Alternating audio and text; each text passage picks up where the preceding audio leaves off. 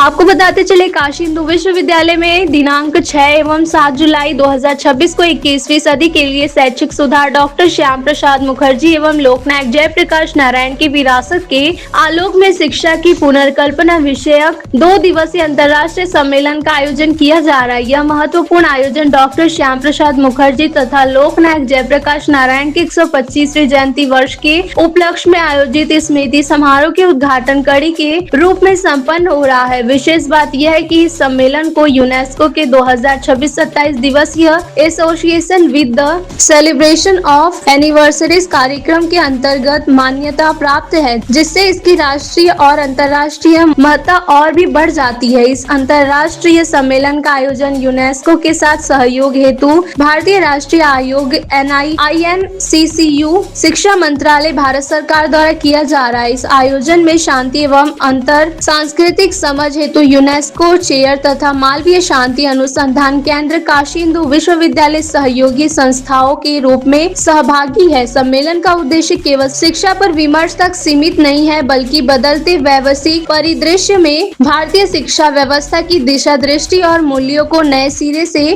परिभाषित करना भी है। वाराणसी से धनेश्वर साहनी की रिपोर्ट। मैं प्रोफेसर मनोज कुमार मिश्रा हूँ, मालवीय शांति अनुसंधान केंद्र के कोऑर्डिनेटर हूँ, जो faculty of social science Banaras Hindu university में है। हम लोग इस कार्यक्रम को इसीलिए कर रहे हैं क्योंकि 21वीं शताब्दी में NEP के आ जाने के बाद और श्यामा प्रसाद मुखर्जी और लोकनायक इनका जो एजुकेशन के ऊपर जो विजन है उसको चर्चा करने के लिए आज ये हमने 2 अवश्य अंतर्राष्ट्रीय संगोष्ठी किया है, जिसमें आपने देखा होगा कि यूनेस्को के जो डायरेक्टर है दिल्ली में based Mahatma Gandhi centre, it's an class 1 centre for UNESCO, वो उनके आए थे ओबी साहब, और बिहार के राष्ट्रपति महामहिम आए थे सदा अत्नैन, लेफ्टिनेंट जनरल सदा अत्नैन। उन्होंने इस कार्यक्रम का इनॉग्रेशन सेरेमनी ये किया। हम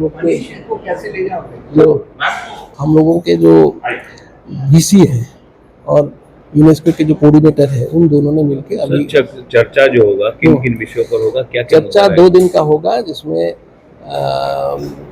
AI से लेके reforms in education, NEP, peace, conflict resolution, इसी के ऊपर चर्चा होगा, जो नया आयाम है 21वीं शताब्दी का। सर, आपने AI की बात की, AI को किस प्रकार देखते हैं आप? AI both as a challenge and also as a it's also good, but challenge इसीलिए है क्योंकि बच्चे जो AI यूज कर रहे हैं, क्या उनके ऊपर असर जो पड़ेगा उसका देखना है कि whether it will be going to be good और it is going to make the human being like a vegetable.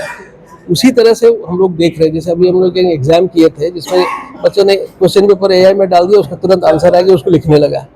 तो ये तो नहीं होना चाहिए ना, AI का मतलब तो वैसे नहीं है, तो ऐसे होना चाहिए। तो अभी जो आपको VC कह रहे थे कि एग्जामिनेशन को कैसे बदलना है as per the AI news, student को क्या सजेशन देना चाहेंगे सर? स्टूडेंट को है कि ये चैलेंज बहुत बड़ा है। अभी तो AI देखिए 2 साल से हुआ है, 2 साल के अंदर देखिए इतना प्रॉब्लम हो जा रहा है, तो it is a big challenge for the students.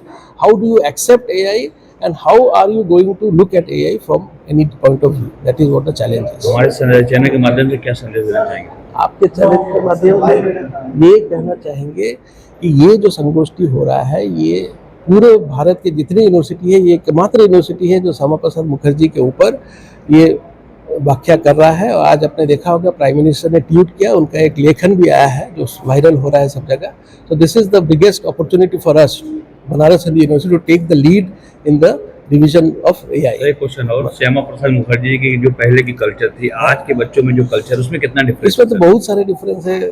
आप देखेंगे कि आज के बच्चे में जो निष्ठा, जिसको आप जेंजी कहते हैं, उनका एक अलग प्रकार का मनोवृत्ति हो गया है। और उसके देखते हुए क्या हम लोग जो ओल्ड ट्रेडिशन और कल्चर जो है, Indian education system, Indian knowledge system, Indian tradition, उसको कैसे हम इस संदर्भ में जोड़ के देख के और बच्चों को किस प्रकार का पाठ्यक्रम बताएं, वही आपको समझना है।